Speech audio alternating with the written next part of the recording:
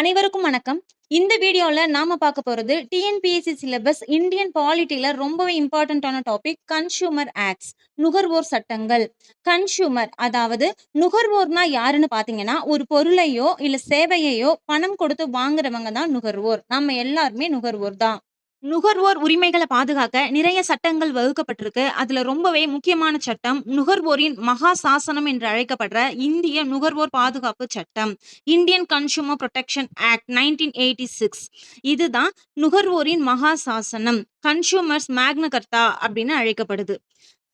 இதே 1986 கொண்டு வரப்பட்ட இன்னொரு முக்கியமான சட்டம் என்னன்னு பார்த்தீங்கன்னா, என்விரான்மென்டல் புரொடெக்ஷன் ஆக்ட். சுற்றுச்சூழல் பாதுகாப்பு சட்டம். இது 1984ல நடந்த போபால் டிராஜடியின் விளைவாக உருவாக்கப்பட்ட சட்டம். 2ம் ஒரே ஆண்டுன்றதால சேர்ந்தாப்புல ஞாபகம் வச்சுக்கலாம். 1986ல உருவாக்கப்பட்ட நுகர்வோர் பாதுகாப்பு சட்டம் 2002ல திருத்தப்பட்டது. அதேபோல இப்போ இருக்கிற டிஜிட்டல் அண்ட் ஆன்லைன் சர்வீசஸ் எல்லாத்தையும் சேர்த்து முன்பு இருந்த சட்டத்தை விட வேகமாவும் சுலபமாவும் செயல்படுறதுக்கான புதிய சட்டம் இந்திய நுகர்வோர் பாதுகாப்பு சட்டம் 2019ல கொண்டு வரப்பட்டது.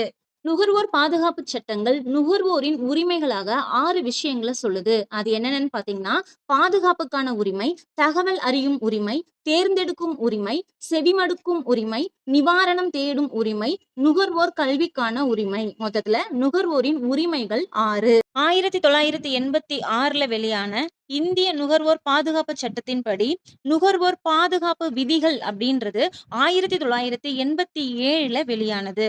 இதே அடிப்படையில நம்ம தமிழக அரசு தமிழ்நாடு நுகர்வோர் பாதுகாப்பு விதிகள் அப்படின்றத 1988ல வெளியிட்டுச்சு. அப்ப இத வரிசையா 1986 இந்திய நுகர்வோர் பாதுகாப்பு சட்டம், 1987 நுகர்வோர் பாதுகாப்பு விதிகள், 1988 தமிழ்நாடு நுகர்வோர் பாதுகாப்பு விதிகள் அப்படின்னு ஞாபகம் வச்சுக்கலாம். இப்போ உங்களுக்கான ஒரு கேள்வி. நுகர்வோர் குறை தீர்க்கும் ஆணையம், அதாவது கன்ஸ்யூமர் டிஸ்பியூட்ஸ் ரெட்ரஸல் கமிஷன் அப்படின்றது எத்தனை நிலைகள்ல செயல்படுது? இதுக்கான ஆன்சரை கமெண்ட் பண்ணுங்க. வீடியோவை லைக் பண்ணுங்க. நம்ம சேனலை சப்ஸ்கிரைப் பண்ணுங்க. தேங்க்யூ.